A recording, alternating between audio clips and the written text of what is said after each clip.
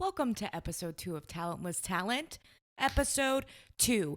And I brought a guest with me. I'm also recording this on a different microphone than what the episode was in, so if it sounds different, that's why. Do not judge. We don't judge here. This is a judgment-free zone. We're talking about leatherworking. Leather Daddy has some things to say. So, leatherworking's really, really hard. And if you know nothing about it, this is an awesome episode because Kody gets into the nitty gritty details. So this is episode 2 of Talentless Talent. I'm not doing it by myself. I have an actual guest. So here it is. It is episode 2, Talentless Talent. We have my boy on. It's Kody Tenhundfeld.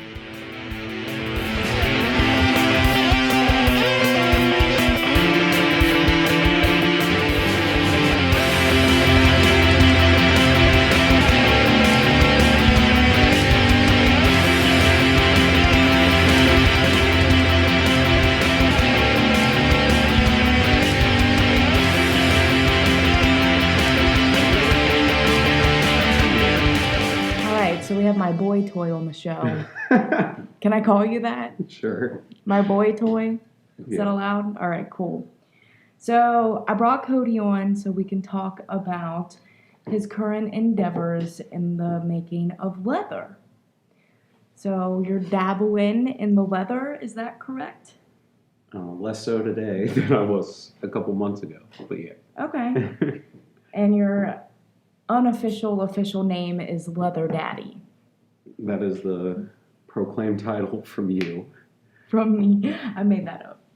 But to clarify, though, you don't make sexual leather things, although you could.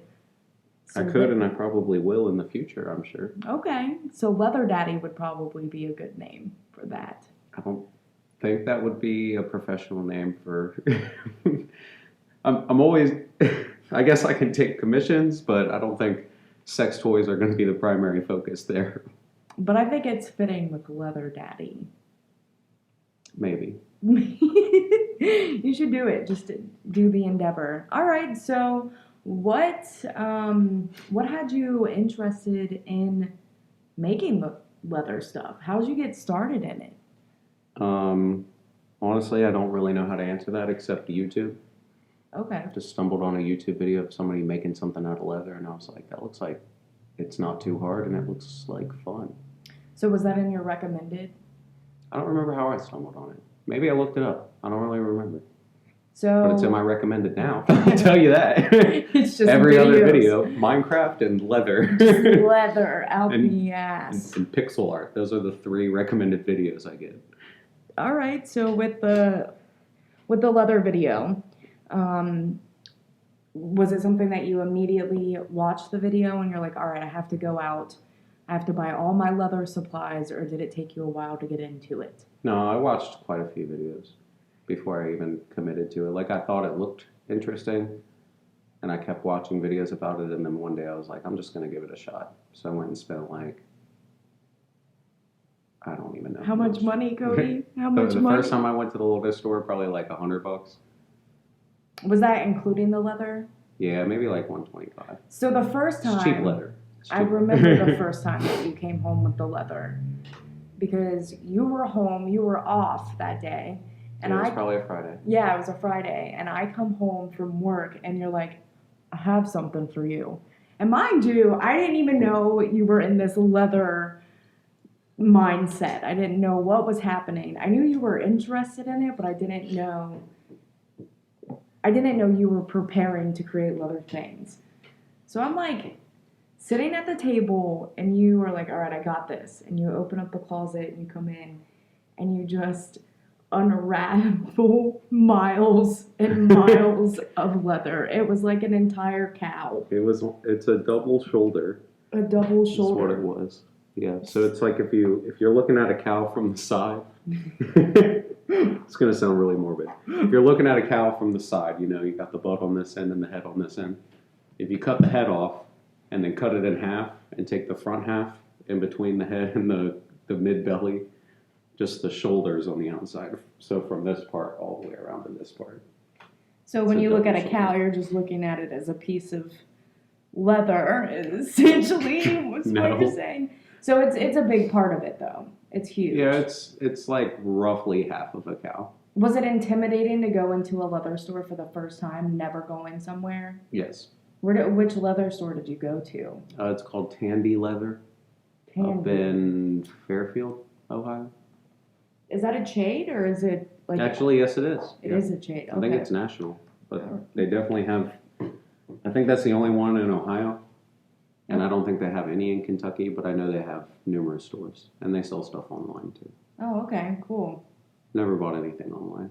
They charge too much for shipping. How much is their shipping? I don't know, but if you want free shipping, you have to spend like over $100, and I don't want to do all that. Absolutely. If I'm going to spend $100, I want it today, not in 2 to 3 weeks or whatever. Oh yes, just the idea of instant gratification. Yeah. Rather drive. I'd rather drive the 30 or 40 minutes or whatever it takes. What are you drinking?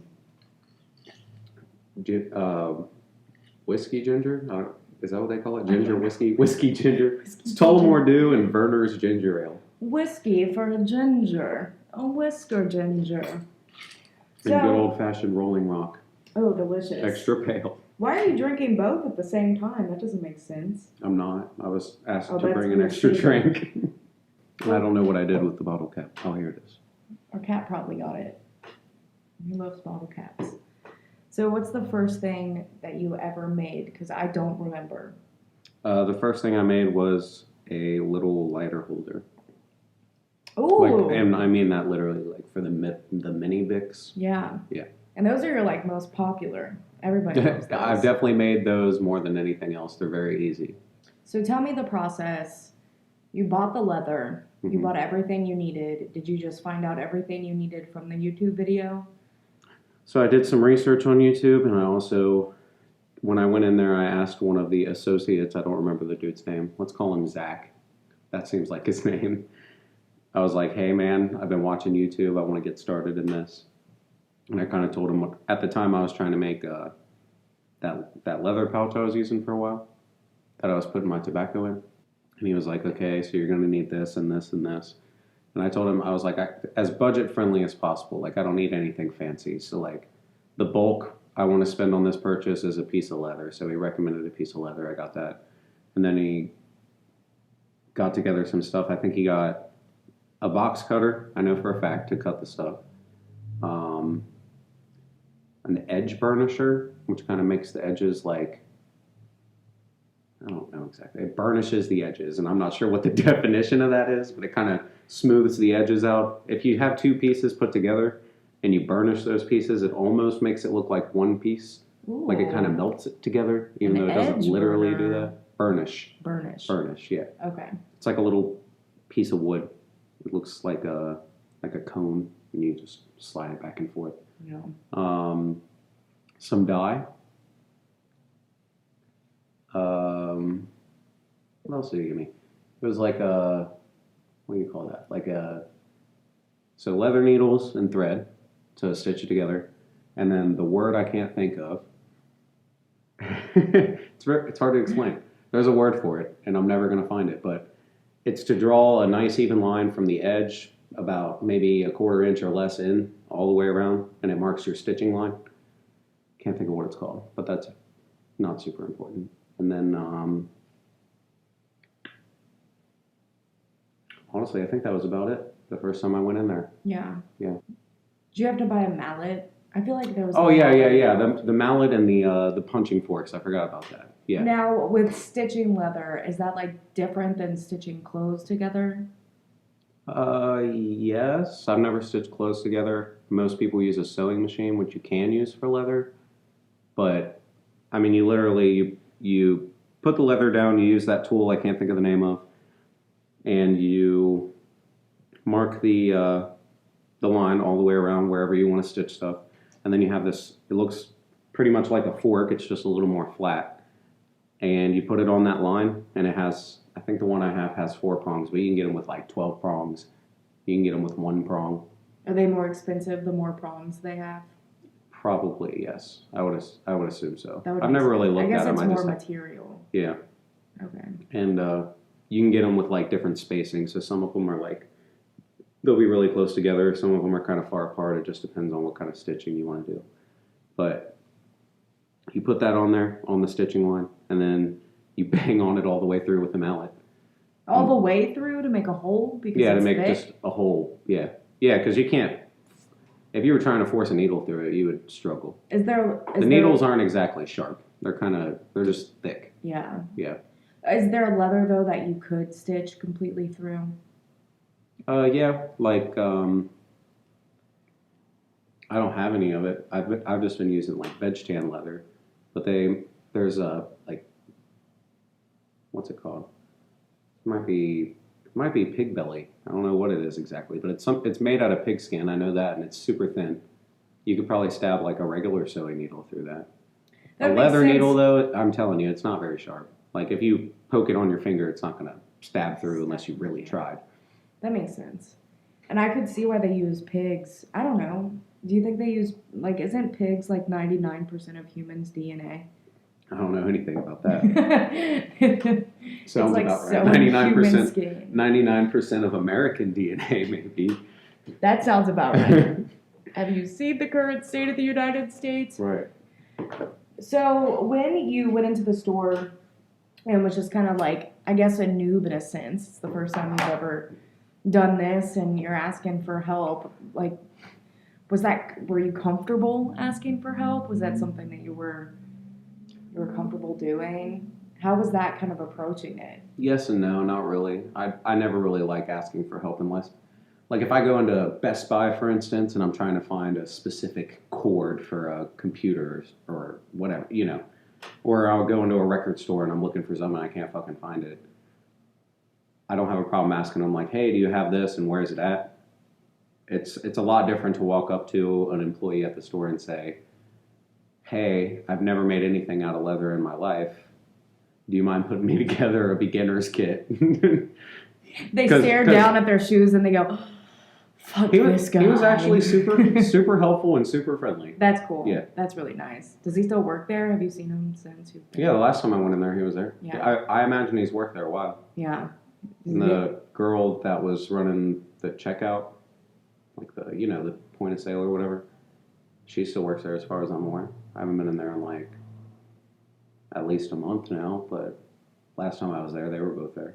So how long does a cow shoulder last you? I don't know. I still have plenty of it. It could last me a day if I make enough stuff out of it. It just depends. I still have more than enough. The idea is to minimize waste when you're making things, obviously. So if I got a whole shoulder and I wanted to make a lighter holder, I'm not going to smack it down and cut a hole out of the middle of it. You know what I mean? Right. You want to take it off. Yeah, take it off the edges. And that's, I don't know. The edges are kind of weird. I have like big trim pieces from where I had to cut parts of the edges off because like when they're skinning the cow, or maybe it's part of the tanning process, but the edges get kind of like, they get kind of wrinkly and they're very uneven and like they have really weird shapes. Can you even use them? Can you even use the edges? Sure. Yeah. I don't know what for. I mean, I imagine if you're creative, you can use it for something. Like, I just feel like that's wasteful. It's kind of wasteful. I mean, I keep all of my leather scraps. Just yeah. Like I said, the last thing I made, I used the piece of scrap leather was probably about this big, but I cut it, like when I got the shoulder, it was just like a chunk hanging off the side, and I just chopped it off to make like a size of like a book, basically. Yeah.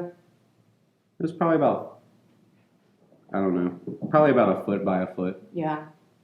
That's a lot that comes off. So what did you make using that scrap piece before, like when it was a whole piece? When it was still attached? Yeah. I don't remember exactly what it came, like what I was making when I cut it off. I don't remember. Oh. Yeah. They all kind of look the same. They're just thrown in a bag. They're just scrap pieces I dig through. Different pieces of leather. And there's like, I mean, literally the scrap pieces in there, there's a lot of different ones. There's a couple of them that are like dyed, where I was testing what the dye color would look like. There's a couple pieces where I was testing like those carving tools on them and stuff. How do you know what dye to use? It just depends on the color that you want. Yeah, whatever color you want. So I've only used water-based dyes. And they kind of, when you apply it and you let it dry, it kind of dries the leather out, so it gets really stiff. But, you know, you can bend it around and it'll kind of loosen it up a little bit. Mm-hmm. But it also kind of takes some of the color out. Like when you stretch it, it kind of leaves like white marks. I don't really know how to explain it other than it kind of, you can tell it got stretched. Like the dye isn't in it all the way. So I usually touch those spots up afterwards, like after I've bent it or stretched it, however. But they also make alcohol-based dyes, which apparently dries it out even more. And you know, people use that for specific things. Like if you're making a mold and you wanted to make sure it was nice and dry after you dyed it, an alcohol-based dye would be good for that, I would imagine. What's a mold? Like a mold, like, I don't know, like if you wanted to put a glass, if you wanted, actually we're going to use a better example. You know what a gun holster looks like? Yes. So you know how sometimes you get leather gun holsters that they have the shape of the actual gun inside of them? Yes. Yeah, that's what I'm talking about. But what would you use a mold for when it comes to leather? Like I think of like Jello. No, like that, like a molded leather is what I'm saying. Like, so for instance, to make a holster like that, you would probably wrap your gun in like saran wrap or something. If you didn't want to use an alcohol-based dye, I've never worked with it, so I don't know. Usually people just kind of soak it in leather. Soak the leather in water for a minute. Soak the leather in leather. More leather. Melted, molten leather. More leather, daddy. So you'd get a piece, you would soak it in water for like, I mean, not even a minute, just enough to get it wet. And then you would, some people vacuum seal it, but you would That's bougie. Yeah, that's a lot. Who has a vacuum sealer just chilling? Not me. No. Put it over the gun or the whatever you're making. If it's a knife sheath and you want it to have a nice firm fit, you know. So you'd put it over there and then you would kind of, you know, shape and press it around the gun. And again, you could use a vacuum sealer, which would really outline the contours and like any, you know, details on the gun. And then you take it out and you just leave it there to dry. So it's literally a mold, like you're molding Yeah, whatever you're you're molding. putting in it. And usually you have to like staple it to something to keep it in that shape. Like you would get like probably a piece of like plywood or something. Yeah. Kind of staple it to it so it doesn't fall back down. It kind of stays in that shape. Have you ever molded anything before? No. Now, here's one thing that I've noticed about your leather products. They don't have a brand and they don't have your name on them. So have you ever thought about making a design to put on the products? I'm not opposed to that, but I would need a custom stamp. And I don't think those are exactly cheap, but I'm not sure. A custom stamp? Yeah, Like like, you'd have to get it made with your name and stuff on it. yeah, or my initials or a symbol I came up with or something. Like, I don't know. Some people have like brands. Like there's this guy I watch on YouTube a lot. And he has a brand called Little King's Goods. That's cute. Yeah, but let's see if I can pull up a photo real quick of his little emblem. It's like a little crown, and I think it says LK underneath it. And sometimes he'll stamp, you know, Little King's Goods, handmade in Canada underneath it. That's neat. Yeah. But usually I think he just does like this. He'll do just a little crown in the corner somewhere. Okay. And then Little King's Goods somewhere on the back or something. And then if you want to get really fancy, which he does sometimes, he has like I don't know what it's called, like a foil. It's like, I don't know what it's called. You get foil hot. Usually it's like a gold piece of foil. He'll put it over that, like, just over the piece of leather, and then he'll put his stamp over it, that little crown. And then you press it into it, and it gets hot. And then you lift it up, and you peel it back, and it just leaves like a golden imprint. Yeah, it's Oh, pretty wow. cool. That's Pretty cool. neat. Oh, my gosh. like How much would something like that cost? I kind of looked them up once. I think they're a couple $100. Yeah. Yeah, they're not cheap. Yeah, but I bet they last forever. Oh yeah. I mean, it's the aluminum that you'd be buying. Yeah, the foil. I don't think Yeah. the foil is super expensive, but it's like a heat press. I think, if I'm not mistaken. I don't know. Maybe it is just a regular press, but it's not. It's not within my budget right now. So you just recently got into leather work. When would you say you started? I don't exactly know, but I think it was within this year. Within 2020. Within 2020? Yeah. That makes sense.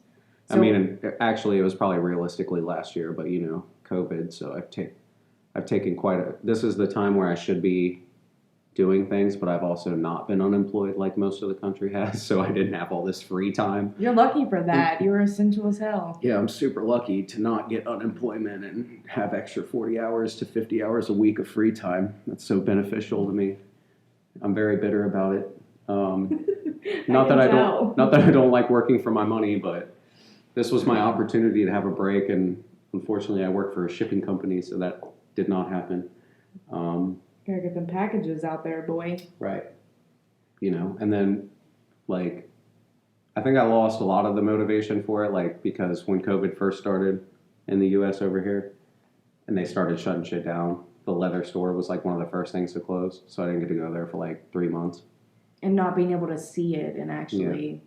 Yeah, and honestly, like, I can make stuff with what I have, but it was fun because every time I wanted to make a new project, for the short period of time that I started doing it before all this shit started, there was something I would need, or a new color of dye I would need, or like rivets or snaps or buttons or whatever.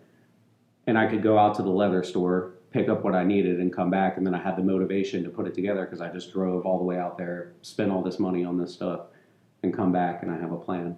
And then COVID happens, and I'm just...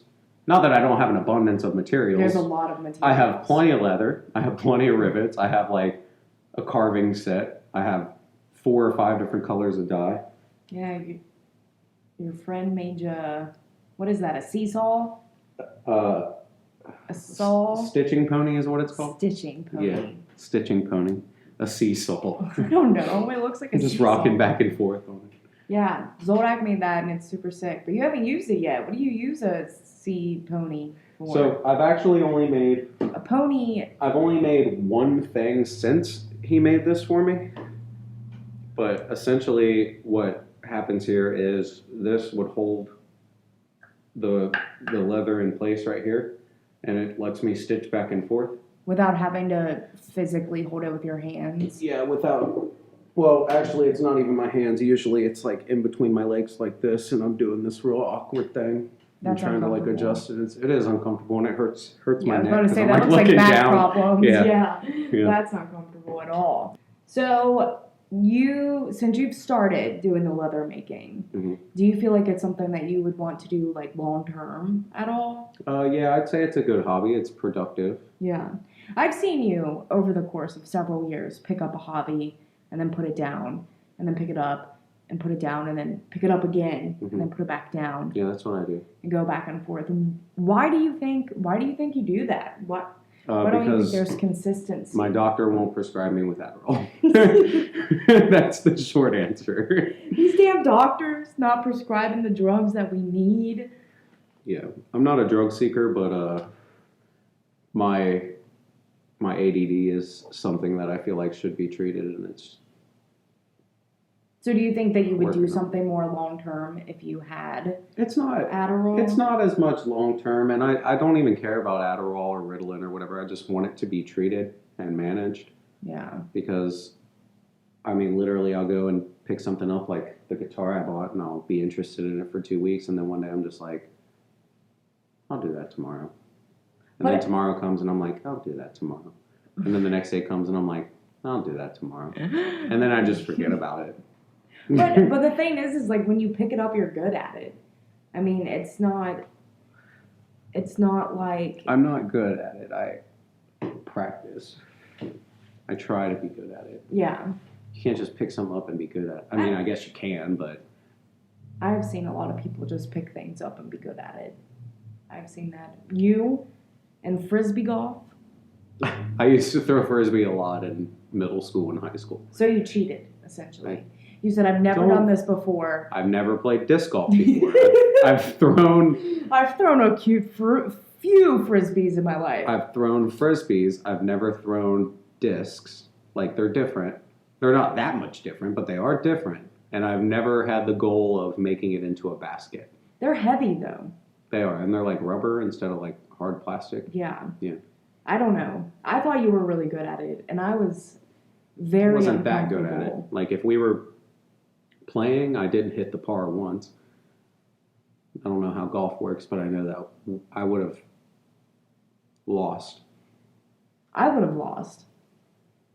Isn't the person who wins the one who doesn't? It's to get it in the most or the least amount of, I guess in this case, throws. TJ would have won. TJ got it less than me every time. Almost every time, if not every time. It's weird to hear that you didn't think you were good. I mean, if I was playing against somebody who was good at frisbee golf or disc golf, I would have lost horribly. For your first time playing frisbee golf, you were really good at frisbee golf. Okay. Let's just say that. You can say that. I'm saying it. Really good is really strong wording. So did you have anything like in high school that you did consistently, or has the whole ADD thing been a problem throughout your entire life? My entire life. Yeah. The only thing that's been consistent about my life is playing video games, and even that's inconsistent. Like, I play video games, don't get me wrong, but, like, it's hard for me to, like, finish a video game. Like, right now I'm playing Minecraft. You can never really finish playing.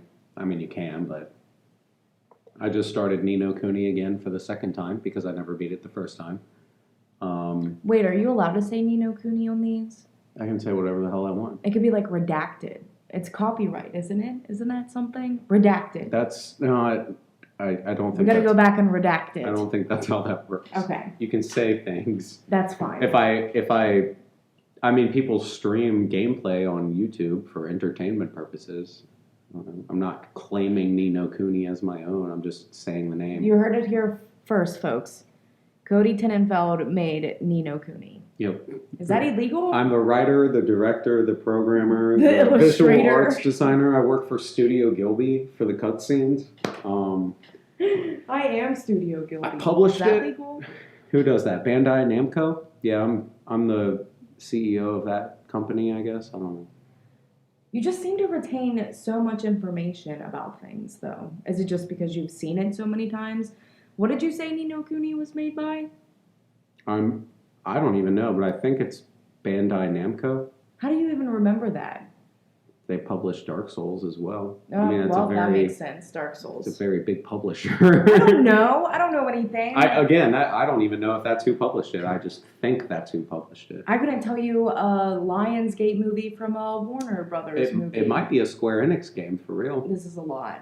Who made like Tomb Raider and Hitman and Final Fantasy But it's too cute to be something and like Black that. Butler. Oh, Yeah, that's Okay. a Square Enix production of some kind. that's interesting. Yeah. That's not a video game. Black Butler, that's an anime. Is it a video game too? Not that I'm aware of, but I have no idea. Hmm. If it is, I'm interested in playing it. Just throwing fancy knives at people. Just start it and never finish it. Yeah, exactly. It's You're fine. catching on. No big deal. So, when you were growing up, so ADD just kind of affected you the entire time? You I mean, feel I like- would say so. Did you know at the time, though, that it was ADD? Because a lot of people don't figure out their illnesses or disabilities or incapabilities until they're older. They just think that's just how they work.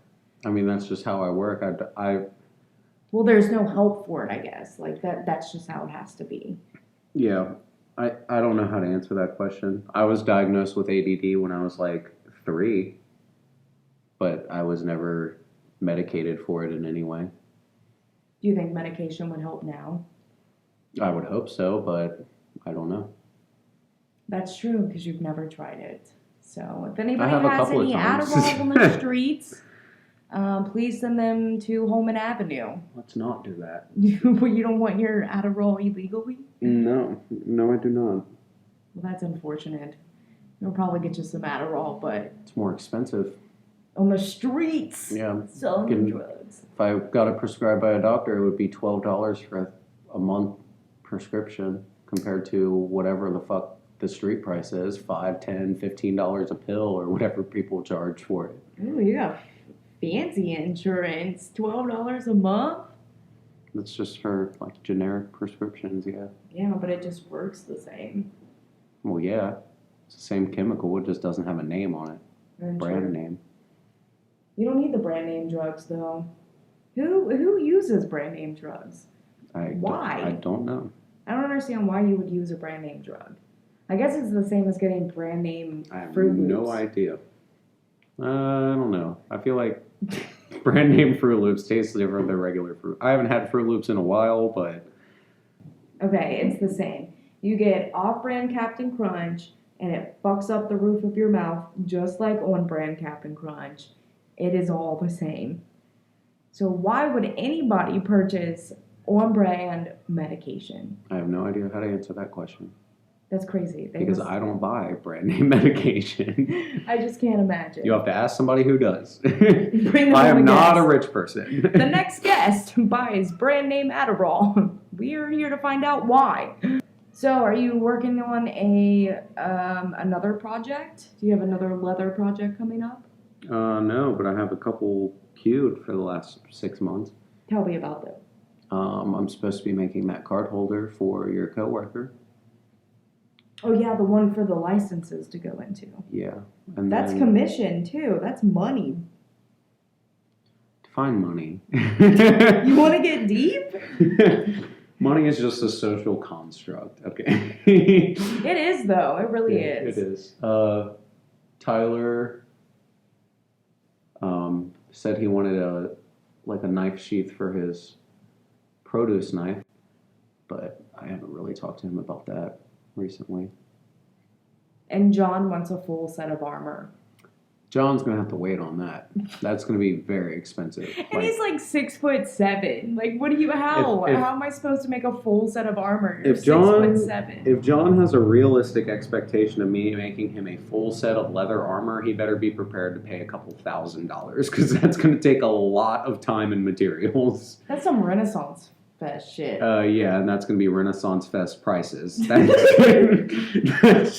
gonna take a long time. It is expensive. It took me just to make that little, not even big, maybe the size of your hand, that little pouch I made for TJ to put that multi-tool in. That took me probably a combined total of like 3 or 4 hours to put together.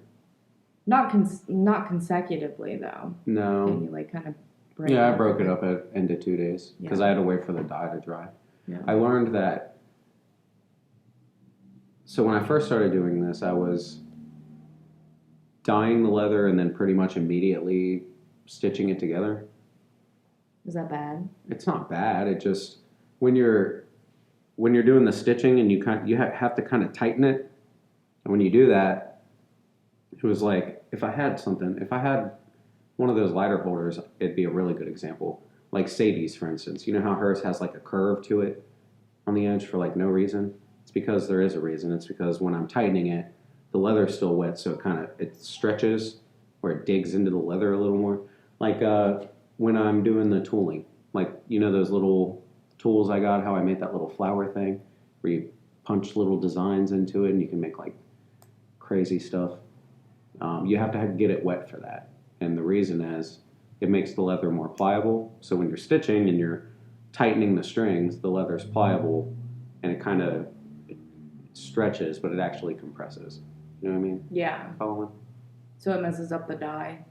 Doesn't mess up the dye. It alters the shape of the leather. I also, when I first started, was probably pulling too hard when I was tightening the stitches. You don't really have to pull that hard. You don't have to. You can, but you don't have to. It's a possibility, but Yeah. it's not necessary. I'd say the thicker the leather, the harder you're going to have to pull to keep it actually tight. But you really don't have to pull that hard. I feel like I was just pulling a little too hard before. And it would just bend it out of shape. Yeah. Is leather really that like pliable?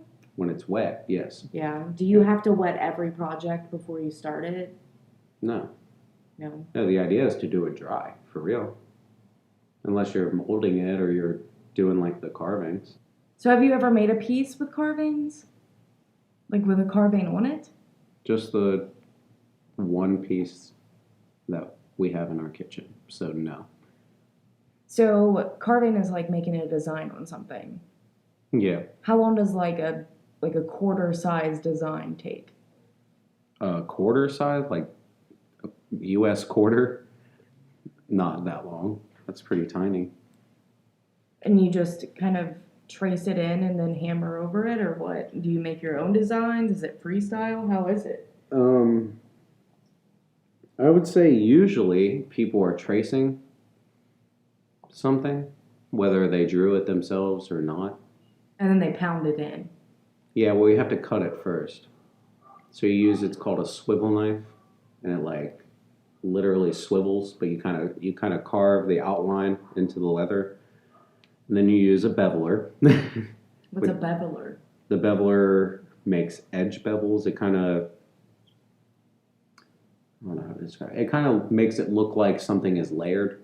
Like the details that you want to pop out the most should be the front layer. So when you're beveling, you want to bevel the stuff that's behind it first. And then whatever the next layer is, bevel the stuff behind that. It kind of gives it like a... To make it pop, like yeah, it's like 3D. it's like a 3D effect. Okay. Now, when it comes to making certain designs or carvings, you bought an entire book that's just filled with carvings. Yeah, I bought a couple of books, but I haven't really messed with it too much. That was like one of the last times I went to the leather store before COVID started. So when you bought the book, like, do you have to trace whatever's inside of it? You don't have to, but yeah. They're I mean, there if you for want to use tracing. it for tracing, right. Okay. So you just get like regular trace paper. I don't know how to answer that. I think it's regular tracing paper, but I'm not sure. I just bought it from the leather store. I mean, it was cheap. I imagine it's regular tracing paper. Yeah, because you're literally just tracing it and then pounding it into leather. Well, you would put it over the picture and trace it with like a pen, and then you would like tape it to the leather so it doesn't move. And then you get, it's called a stylus. It's like just a piece of metal and it has like a little metal ball on the end. It doesn't roll or anything. It's just to give it like a smooth. And then you trace over the pen marks. And then you take that off and you should have like the outline you want. And then the outline is what you carve with the swivel knife. And then you use the other tools.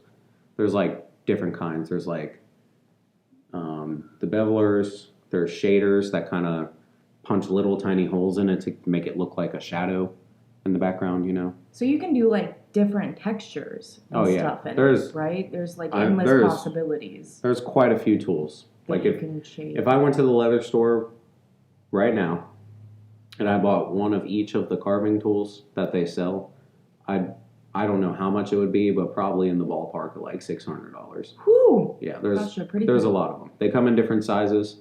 Like they sell shaders that are super tiny, so you can get like really fine detail, and then they sell ones that are bigger, so you can fill like big gaps. And that kind of applies to everything. They make little ones like I bought I don't know exactly what it's called, but it's to make like a rope, what would look like a rope, I'm sorry, I didn't get the rope one. I'm a liar. Basket. Lies. Basket. So it kind of looks like a basket weave, and you stamp it. Then you stamp like up and to the right, and then you stamp down and to the right, and then up and to the right, and it kind of looks like it's going in and out of itself. Trippy. Yeah. That's really neat that you can do a bunch of different designs with it. Have you thought of making something really big? Because from what I've seen, it's all been kind of small work.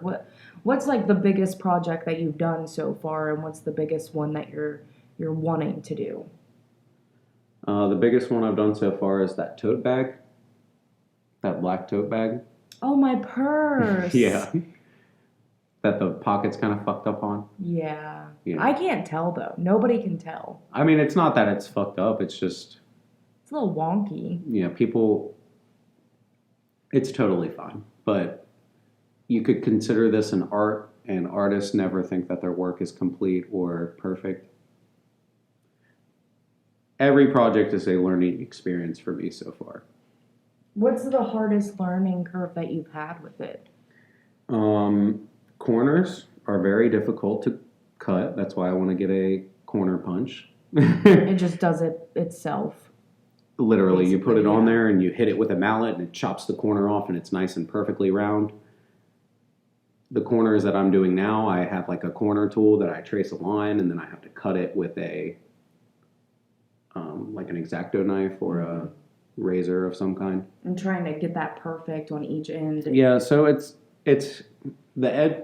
Not only is it not usually perfectly round the way I want it to be, but I also have a problem with keeping a blade straight up and down. So when I'm carving it, sometimes I kind of tilt the blade inward so the corner isn't even. It like, if you look at it closely, you can tell that it kind of cuts into it. Like it's not round. It's round, but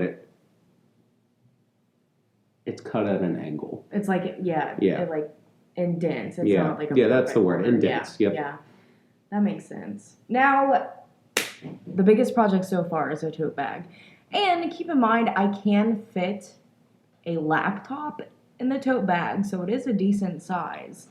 And it has a pocket on the front. The only thing with the tote bag is that there should be a clasp on it, I think, to close it.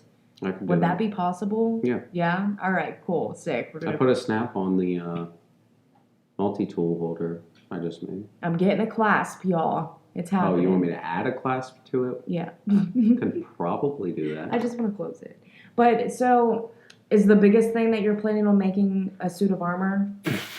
what do you plan on making? Yes, a full suit of armor. Plus 10 damage. I don't know. Wait, I don't have a plan for the biggest project I'm going to make. Yeah. I would like to make like a suitcase. Not a suitcase, but like a messenger bag. Mm-hmm. Like a few pockets in it or something. I guess that would be biggest project. How do you decide what projects to do? I can't answer that.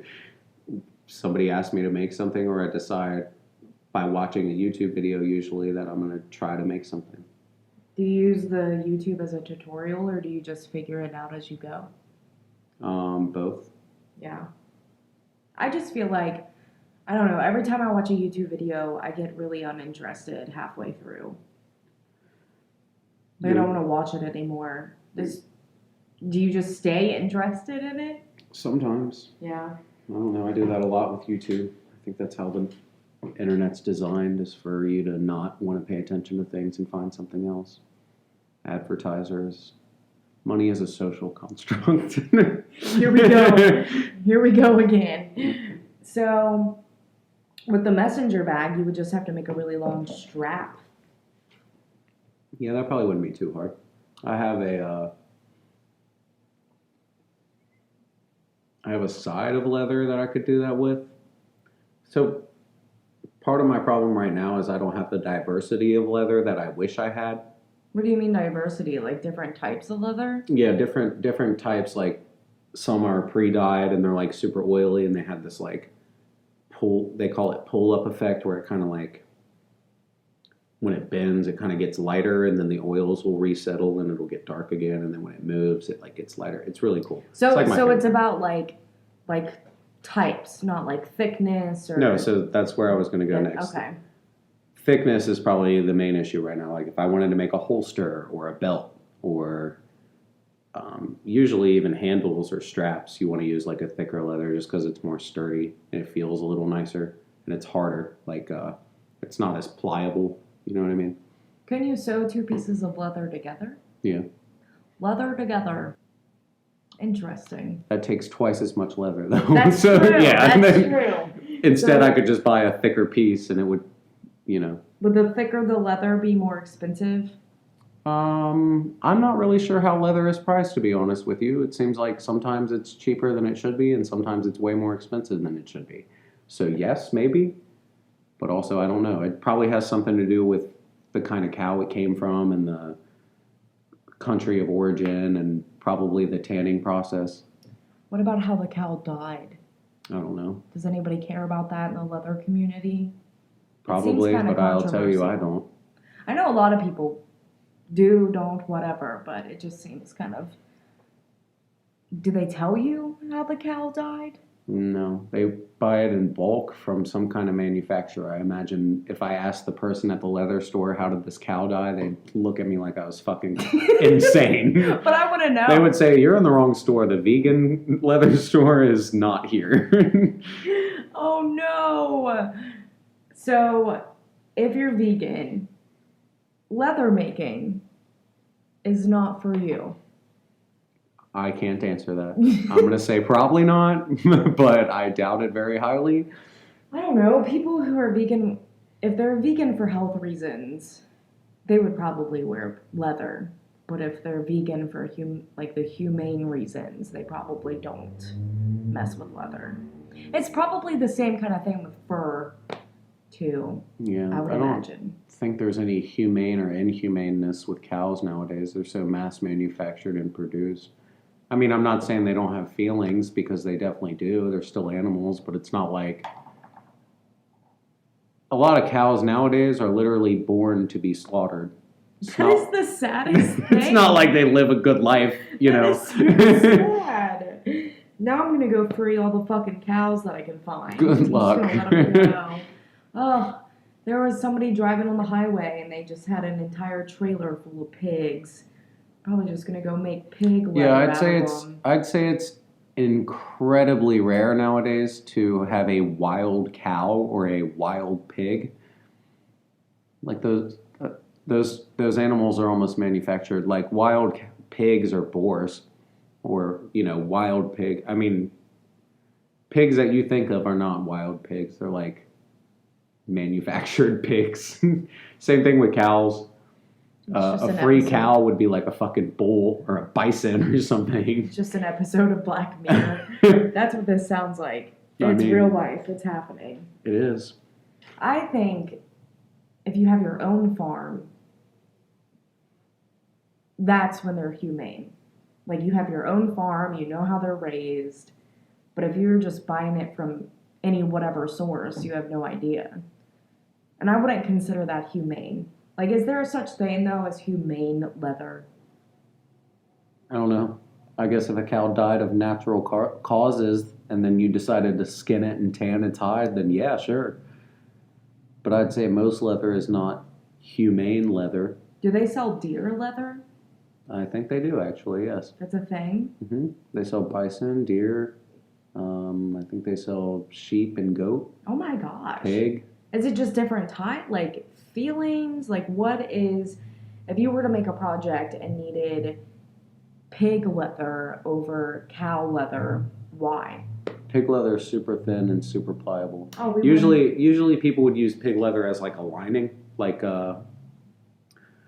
instead of using suede, they would use like pig leather as a lining. Like if you wanted to put leather on the inside of a bag instead of like having that coarse, fleshy side on the inside of leather. If you wanted to line it with something, you would use like pig leather or some kind of fur on skin, or usually suede.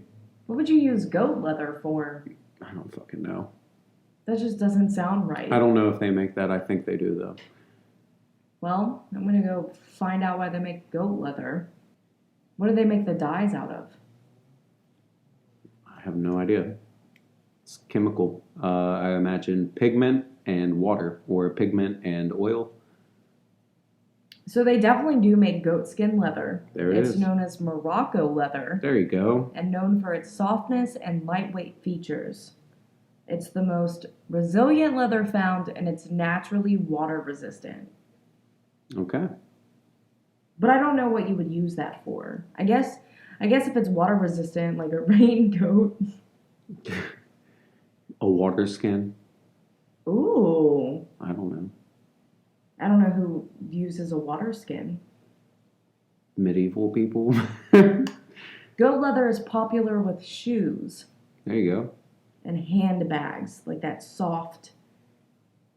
It looks almost like plastic, like pliable plastic. But yeah, people make shoes out of them. You should make a pair of goat leather shoes. Yeah, I'll get right on that. Because I'm a cobbler. I can just make shoes. Just different dabbles. I don't think it's impossible, but The trickiest part would be stitching a soul to it. Animals don't have souls, according to some people. We calling out religions now too? We can get started. Damn, no. I don't want to go there. I'm not doing any of that. Animals don't have souls. You heard it here first. No, you didn't hear anything first anywhere ever. But you were talking about stitching a soul. Is it just you make that out of plastic? What do you make a soul out of? I think souls are usually rubber or some kind of plastic. I think rubber is traditionally what they're made out of. So hear me out. You buy a tire, and you cut a soul out of the tire. Yeah, There's I mean, I think tires. people do that. Yeah, that's a real thing. And then you just stitch the goat leather around it. Do you think that with leather making, you would be good at stitching clothes? Now that you've stitched leather? Probably not at all. No. Why? It's a completely different process. There's a lot of marginal room for error with stitching leather. I don't know. I just can't see It's usually it. thicker thread, thicker needles. Okay. For leather, Yeah, clothes are thinner. usually, yeah. I mean, I've never stitched clothes, but they use, like, thread. What do you use? Guess it's technically thread, but it's, like, probably 4 times the thickness of, like, something you would throw in a sewing machine. But you could get a leather sewing machine. Yeah. So if you learned how to sew leather on a leather sewing machine, maybe you could sew clothes. I got a pair of pants that need fixed. That's why I'm bringing this up. Okay. Sure. All right, you heard it here first, folks. Cody's going to fix my pants. But seriously, though, as far as the leather making goes, you're just started. You're just getting into it. Yeah, I'd consider myself a beginner. Yeah. Has it been a fun ride? So far. Yeah. So let's go through it. So you've made lighter holders. You made a tote bag. You made a wallet, multi-tool holder, sheath. What's next? I have no idea. Hopefully that card holder we were referring to earlier. Yeah, go make some money. All right. That would be nice. That's the end. Don't forget, guys, money is a social construct. That's right. All right, cool. Thanks for coming on. High five. You're the best, Leather We Daddy. didn't even eat the pickles. What pickles? Oh, the hors d'oeuvres. I'm kidding. I'm not eating. You want a pickle? No, I do not. I don't like kosher dill pickles. That's all I have for snacks. That's okay. That's all you're getting is a pickle. I have whiskey for snacks. You eat pickles in this house. Nah. And you drink whiskey. You do whiskey in a pickleback. That's a great idea. Okay, we're doing whiskey and picklebacks. All right, cool. Thank you, Kody. No You're problem. the best. Anytime. Aw, you're so sweet. All Just right. a boy toy. That's the you're just my boy toy. That's the end. First guest, Kody Tenhundfeld. We're done. I didn't even let Kody say bye. So if you come onto the show, I'll let you say bye. Rude. That is so rude. But that was episode 2. What a crazy world that leather is. That's just insanity to me. Craziest shit I've ever heard. That's a lie. But it was pretty crazy. Anyway, episode 2, I am going to create my own leather creation while Kody walks me through the process. So that's going to be really exciting. I'll talk about that on the next episode. And I just want to give a huge shout out to James Shields for making my intro. He does all kinds of shit, including podcast intros. He does any type of graphic design, and his prices are listed pretty much on all of his social media. So that's at Modern Spirits. You can check him out. And thank you to Nicole Hall for the logo design. Fucking amazing. Just beautiful. Chef's kiss. And Sadie for helping out with that and actually inspiring me to create this podcast. So thank you. She has her own Etsy shop and it's Sadie Mae Stewart. Go hit her up for some commission. She makes some dope ass art. And then Nicole has her music page on YouTube, which I think is Nicole Hall. I'll confirm it. She's going to be on here, so we'll get all that information together. But yeah, that's episode 2. Fucking leather, my dudes. If you know anybody that wants to be on this podcast, or if you want to be on this podcast, hit me up. Let's talk. Let's do it. If I hated you 10 years ago, I don't give a fuck. I like you now. I've changed. I'm a changed person. Humans can change. So hit me up. Let's talk. If you have any questions that you want me to ask guests, do it. Send them my way. Follow me on Twitter, on Instagram. Just shoot me a DM. Give me a text. Shoot me an email. I don't know. But yeah, if you want to be on the episodes, just I'm down for whatever. I am just vibing, living my life. We can do it mobile. We can do it virtual. No idea how. I'll figure it out when that time comes.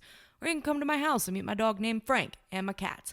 So, episode 2, it's over, guys. Thanks for tuning in. You're the best. I'm really happy about it. If you have any feedback, send that my way too. I take feedback kind of well. We'll see. I don't know. But yeah, episode 3 coming soon. It's going to be me by myself. Here we go again. Woo! Thanks, guys.